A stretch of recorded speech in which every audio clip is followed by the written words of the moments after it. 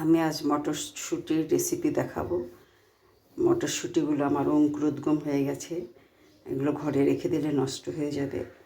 তাই আমি মটরশুঁটিটা কীভাবে রান্না করতে হয় সেই রেসিপিটাই আজকে আমি দেখাবো। প্রথমে মটরশুঁটিগুলোকে আমি সেদ্ধ করে নেব। আমি এগুলোকে ধুয়ে নিয়েছি পরিষ্কার করে, দেখুন।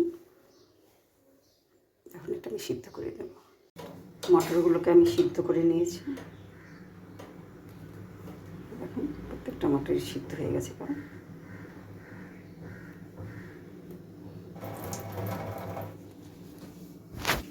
কড়াই বসিয়ে দিয়েছি, কড়াইটা আমার গরম হয়ে গিয়েছে। আমি এর মধ্যে কিছু মশলা ভেজে নেব। শুকনো লঙ্কা 3টি দিয়ে দিলাম, দারচিনি, গোলমরিচ 2টো দিয়েছি, 2টো লবঙ্গ দিয়েছি। এগুলো হচ্ছে লবঙ্গ, একসাথে হয়ে যাওয়াতে বোঝা যাচ্ছে না যাই। আর এটা হচ্ছে এলাচ, এগুলোকে আমি ভেজে নেব।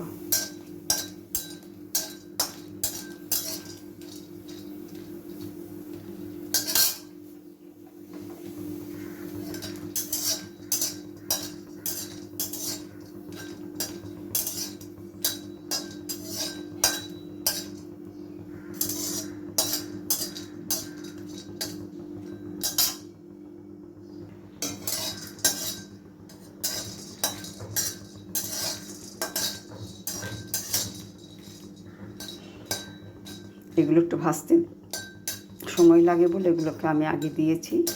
এখন এর মধ্যে আমি ছোট 1 চামচের জিরা দেব। এখানে ছোট্ট চামচের 1 চামচ জিরা, এটাকে আমি ভেজে নেব।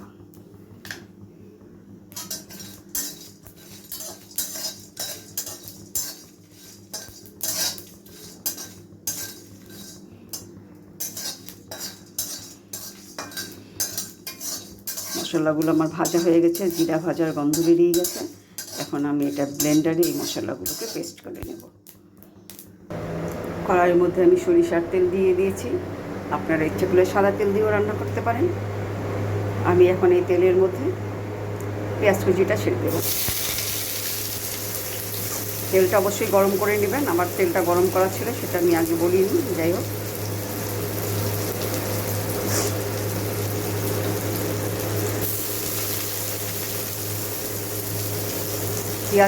পেঁয়াজের পরিমাণটা এতটা দিবেন, কেননা পেঁয়াজ বড় ছোট থাকে, 1টা 2টো এরকম করে বলে সেটা বলা যায় না। আপনাদের ঘুগনি পুষে মটরের পরিমাণ দেখে আপনি পেঁয়াজটা কেটে নেবেন।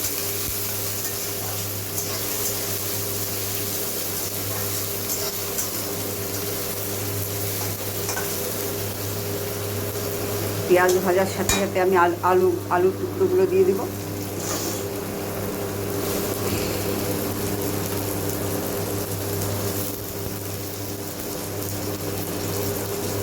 পেঁয়াজ আর আলু একসাথে ভেজে নেব।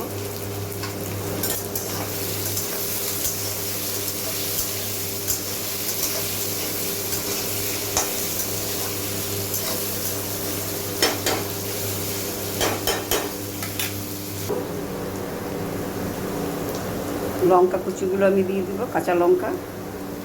ঝালটা আপনারা আপনাদের স্বাদ অনুযায়ী দেবেন।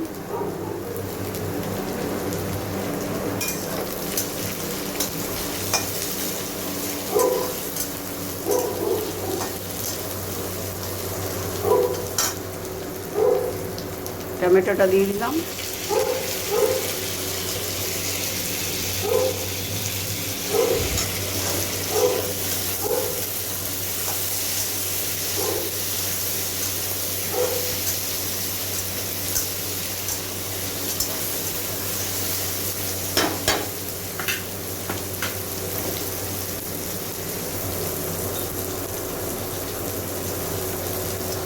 স্বাদ অনুযায়ী লবণ দিবেন।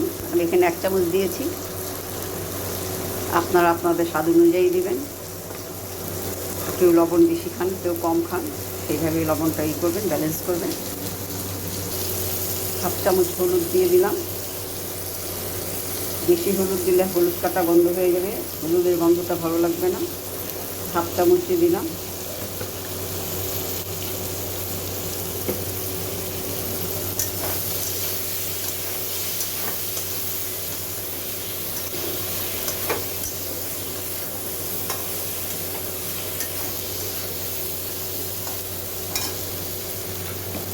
এক চামচের মতো আদা রসুনের পেস্ট দিয়ে দিলাম। পেস্টটা পড়েছে, একটু জল বেশি পড়ে গেছে, কোনো ব্যাপার না। এখন সব মশলাগুলো একসাথে আমি কষিয়ে নেব। গ্যাসটা একটু সিম করে দিলাম, তাহলে আলুটা সিদ্ধ হয়ে যাবে, কারণ আমার মটরশুঁটিগুলো সিদ্ধ করা মানে আসতে ঠিক আছে। এখন এটা ভালোভাবে একটু কষিয়ে নিতে হবে। আমার মশলাগুলো কষানো হয়ে গেছে, দেখুন তেল ছেড়ে দিয়েছে। এই যে বেশি কষালে মশলাটা পুড়ে গেলে খেতে ভালো লাগবে না।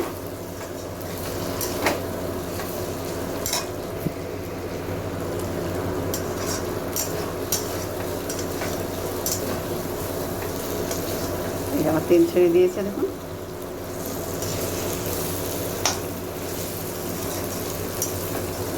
এখন আমি সিদ্ধ করা এই যে অঙ্কুরিত মটরশুঁটিগুলোকে এখানে দিয়ে দেব।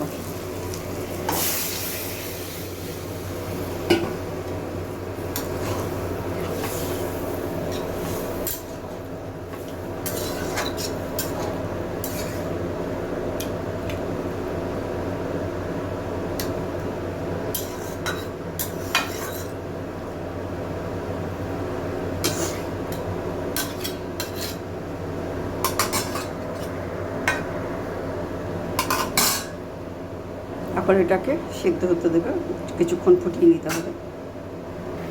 স্বাদটা ব্যালেন্স করার জন্য সামান্য মিষ্টি দেওয়া হবে, ওটা হাফ চামচের কম।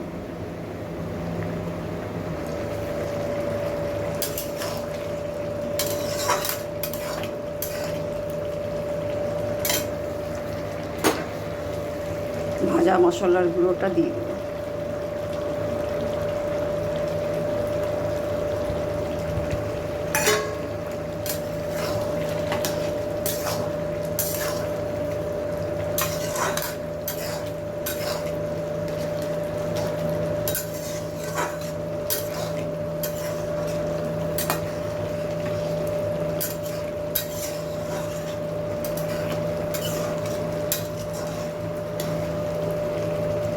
আমার রান্নাটা কমপ্লিট হয়ে গিয়েছে, এখন আমি এটাকে ঢেলে নেব।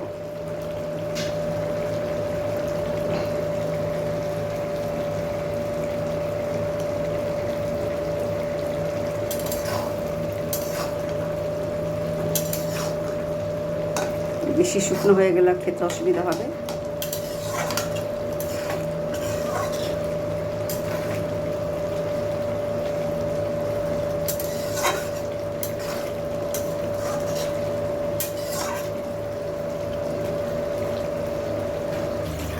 মটরশুঁটিটা আমি ঢেলে নিয়েছি, কত সুন্দর হয়েছে।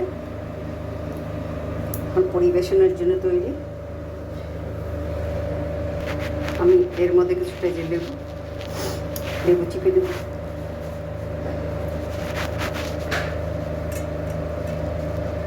পেঁয়াজ কুচি,